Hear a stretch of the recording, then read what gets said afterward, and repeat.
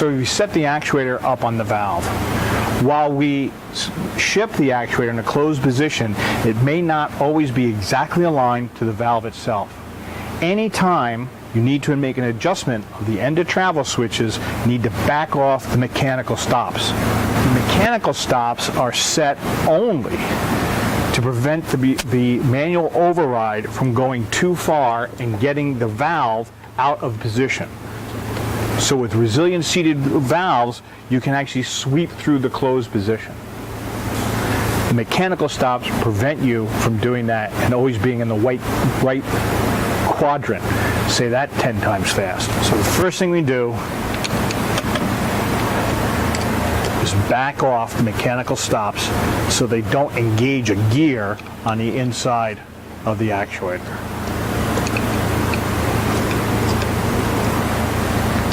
The next thing we're going to do is use the manual override to set exactly where we want the zero position to be. You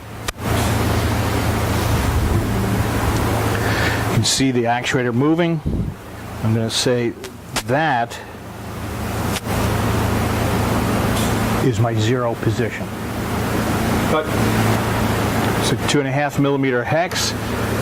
Engage the set screw, back off the set screw.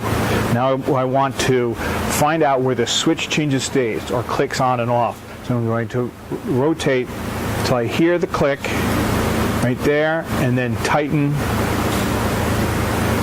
the hex screw right at the point where the switch clicks on and off. That is set the closed position. Now I'm going to set the auxiliary position by finding the same spot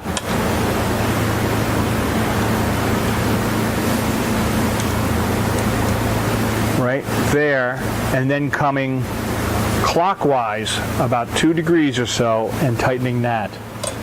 So now we're going to set the mechanical stop by running the mechanical stop all the way in until it engages a stop boss on the inside of the gear, and then back off 2 turns, 1, 2,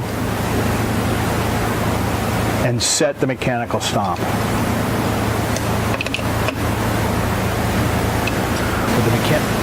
Hey, where's makeup, man? I'm starting to sweat too much. We are in Florida. So now we're going to set the open position. We're in a closed position now. We're going to use the hand wheel to open up the valve until we get to the position where it is 100% open.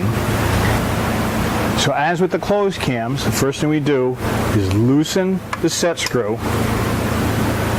and rotate until we hear the switch change state.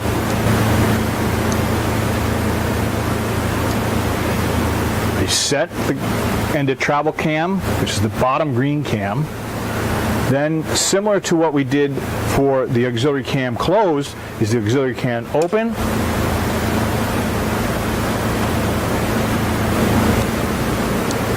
Find that, and then rotate a little bit further more in advance in the opposite direction from the closed so that the open leads the end of travel open switch.